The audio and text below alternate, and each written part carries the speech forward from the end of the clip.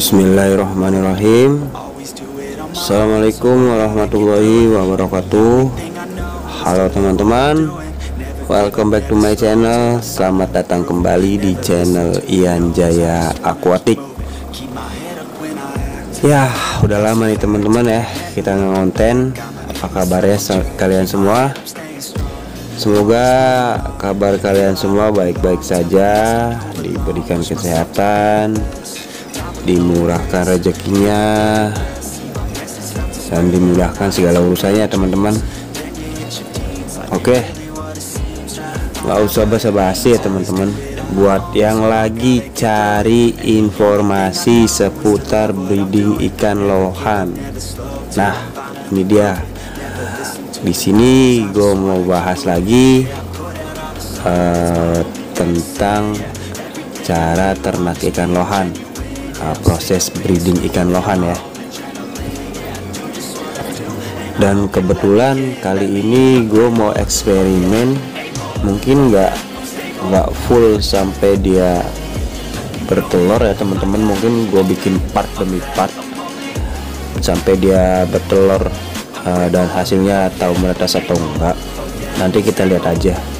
Soalnya di sini ya, yang pertama bisa dilihat materinya.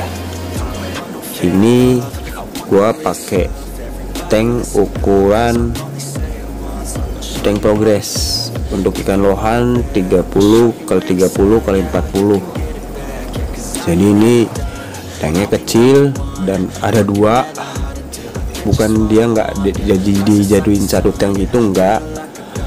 Oh iya, by the way, sorry ya suaranya gue habis flu ya, jadi agak bindeng-bindeng gimana gitu. Oke, lanjut teman-teman ya.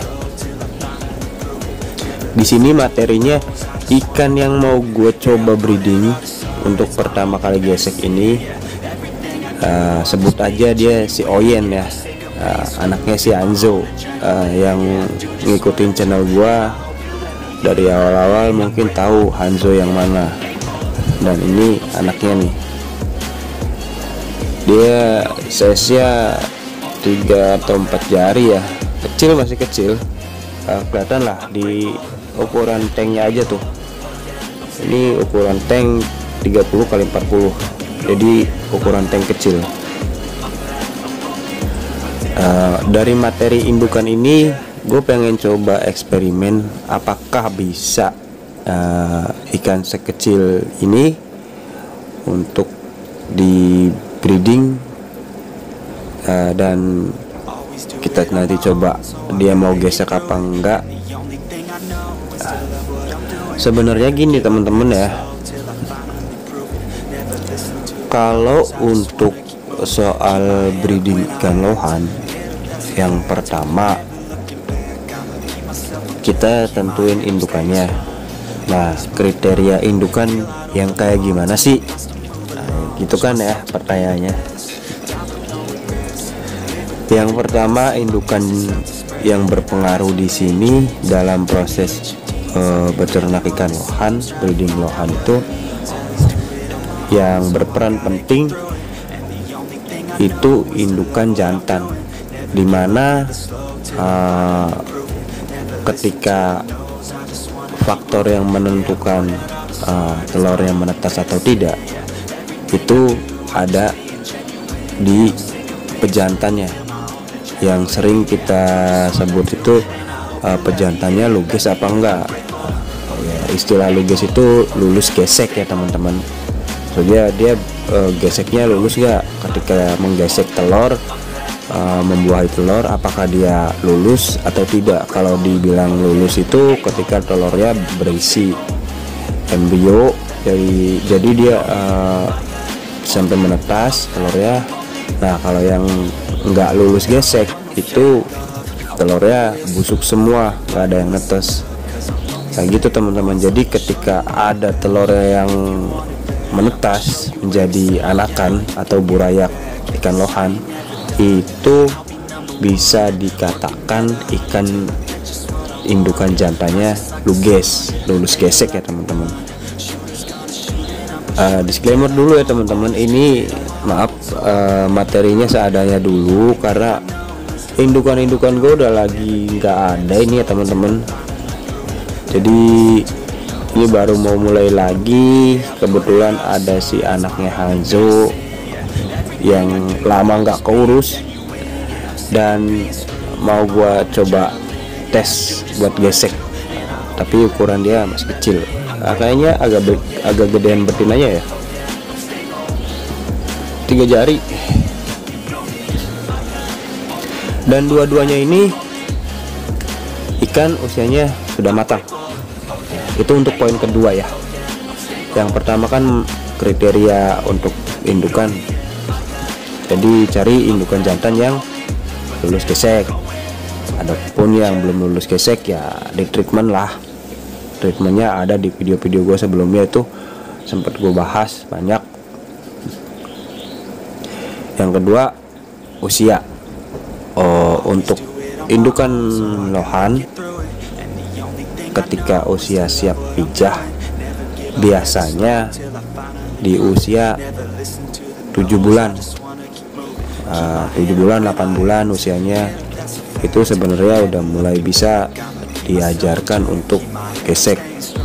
Nah, kenapa gue pakai ikan yang ini, dan memang kebetulan adanya materinya yang ini, karena dua-duanya yang ini betinanya lebih tua malah dari si Oyen. Usia ini udah 1 tahun lebih, tapi size-nya masih segini, dan dia usianya 1 tahunan, lebih dikit yang ini 1 tahunnya. Jadi gue mau eksperimen ketika ikan yang usianya udah tua, yang secara usia matang ya, untuk breeding, tapi size-nya kecil, apakah bisa di breeding nanti. Ini mau gue coba untuk proses ya, karena kebetulan betinanya udah mulai turun pen. Nah, kenapa ikannya size kecil?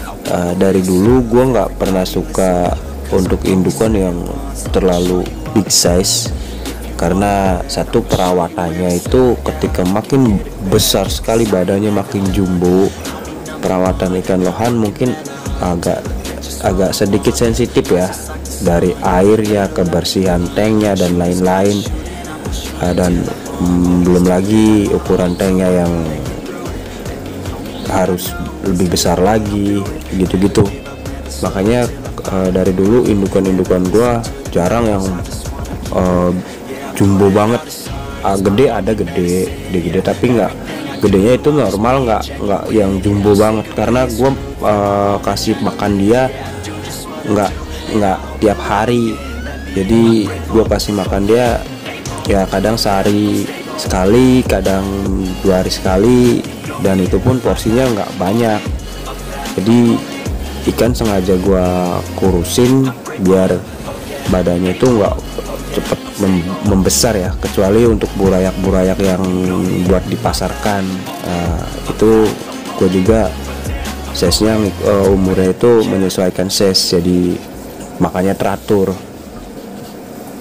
Ini 1 tahun masih segini, belum ada 5 jari pun. Dia 3 jari, kalau di sini 4 jari lah pol-polnya, nggak ada 4 jari gue juga. Itu teman-teman ya. Yang pertama, pilih indukan jantan yang luges. Kedua, pilih usianya yang matang. Ketika memang belum dapat yang luges, ada materi misalkan teman-teman, untuk di breeding,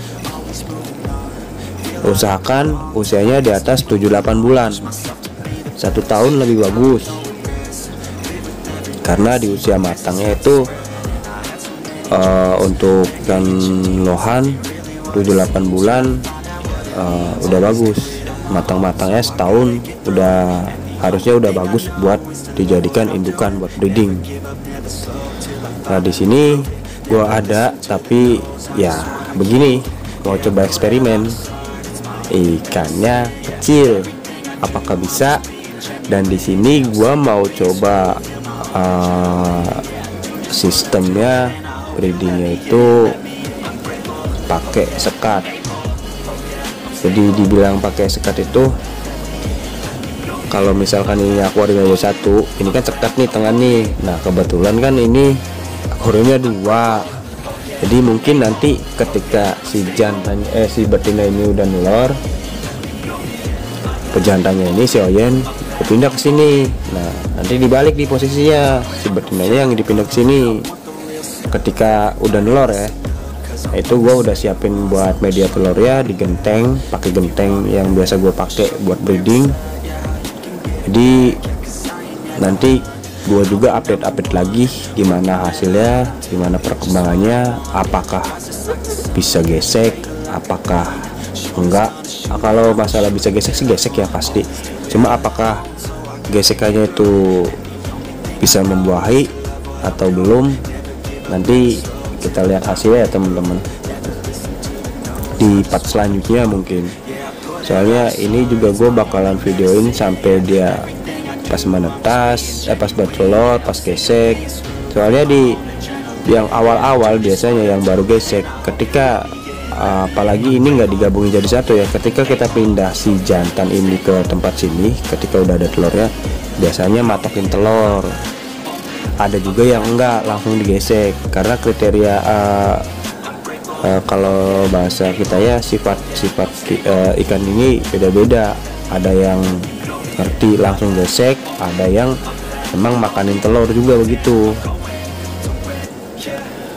Nah ini betinanya kita lihat ya, udah turun pen tuh, pennya udah molor, udah agak panjang.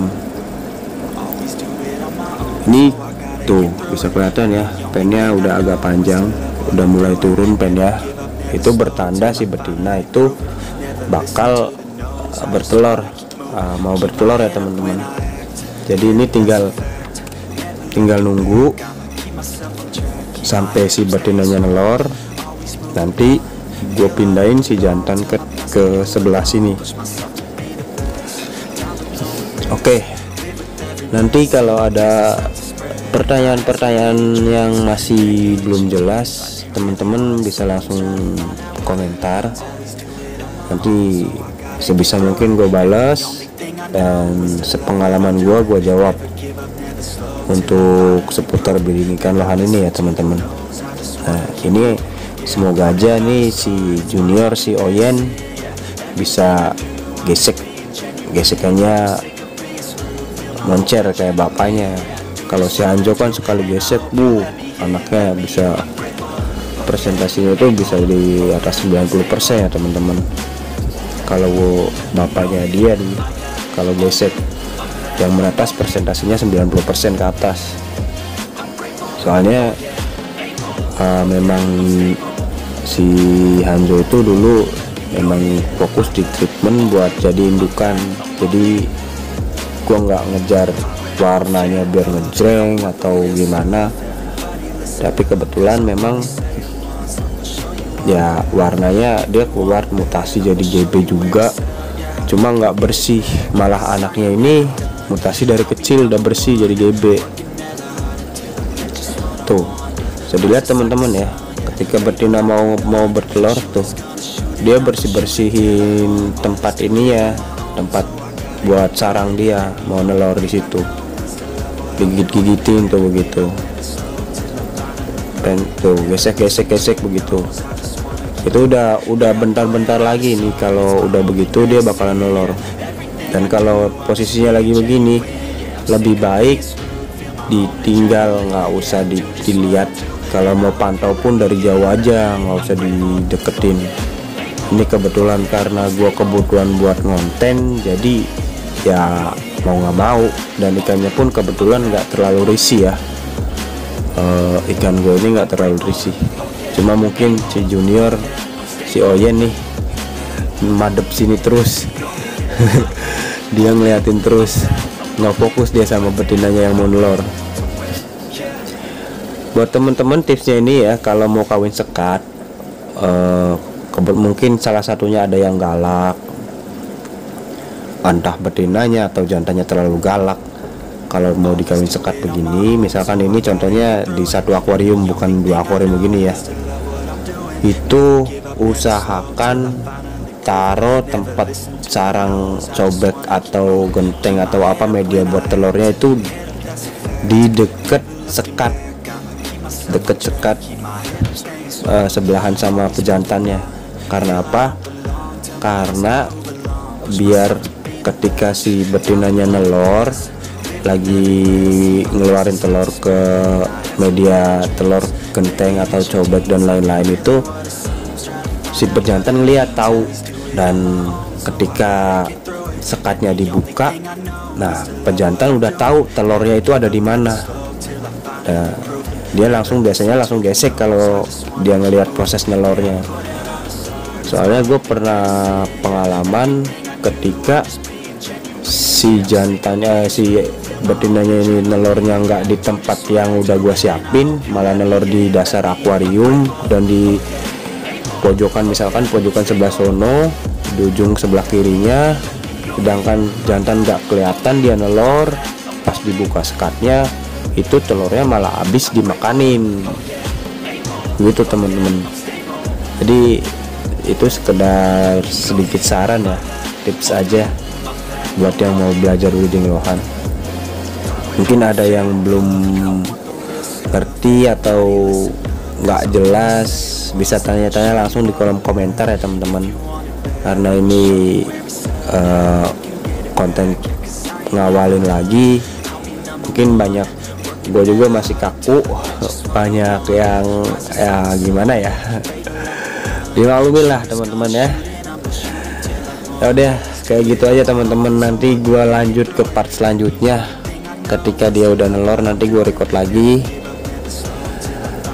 Jangan lupa buat teman-teman yang baru mampir, support terus channel ini dengan cara like, share, komen, dan subscribe ya. Oke gitu aja. Salam dari gua, Ian Jaya Aquatic.